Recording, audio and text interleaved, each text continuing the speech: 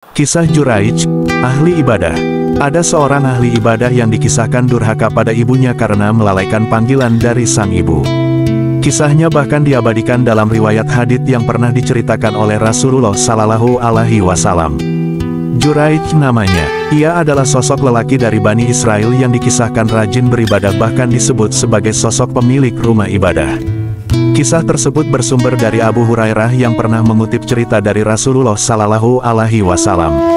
Rasulullah Shallallahu Alaihi Wasallam mengisahkan, tidak ada seorang bayi pun yang dapat berbicara ketika sedang digoyang dalam buayan, kecuali Isa ibnu Maryam dan bayi yang disebut dalam cerita tentang Juraij.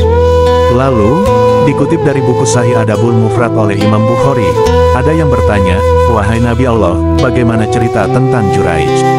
Rasulullah menjawab, Juraij adalah seorang yang selalu beribadah di tempat ibadahnya. Di bawah tempat ibadahnya ada seorang penggembala sapi, dan seorang perempuan dari desa tersebut berzina dengan penggembala sapi tersebut. Suatu hari, ibu Juraij datang saat Juraij sedang beribadah dan memanggilnya dengan nama Juraij ketika dia sedang beribadah. Juraij merasa ragu antara menjawab ibunya atau melanjutkan salatnya. Namun, pada akhirnya, Juraij memilih untuk melanjutkan salatnya. Ibunya memanggilnya kedua kalinya, dan Juraij kembali memilih salatnya. Ibunya kemudian memanggil untuk ketiga kalinya dan dalam hatinya Juraij berpikir, ibuku atau salatku. Sekali lagi, dia memilih untuk melanjutkan salatnya. Karena Juraij tidak kunjung menjawab panggilannya, ibunya marah dan berdoa, semoga Allah tidak mematikanmu, wahai Juraij, kecuali jika engkau melihat wajah perempuan-perempuan pelacur. Setelah itu, ibunya pergi. Pada suatu hari, tiba-tiba, seorang wanita yang melahirkan anak hasil perzinahan dihadapkan kepada seorang raja. Raja bertanya, siapa yang menghamilimu? Wanita itu menjawab, dari Juraij. Raja bertanya lagi, pemilik tempat ibadah itu? Wanita itu menjawab, iya. Raja kemudian memerintahkan bawahannya untuk menghancurkan tempat ibadah itu. Ia juga meminta bawahannya untuk membawa Juraij kepadanya.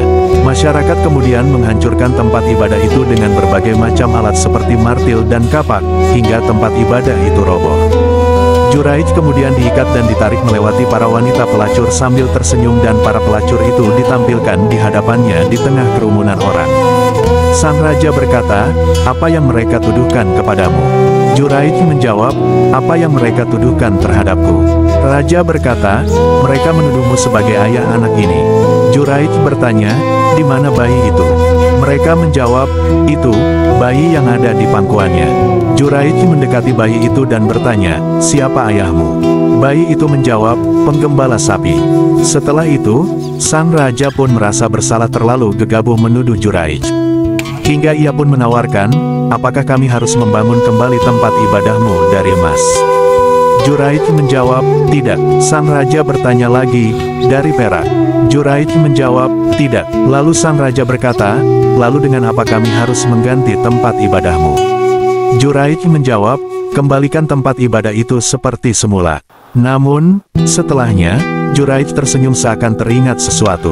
Sang raja bertanya, kenapa engkau tersenyum? Juraij menjawab, aku tertawa karena suatu perkara yang sudah kuketahui, yaitu terkabulnya doa ibuku terhadap diriku. Begitulah kisah Juraij.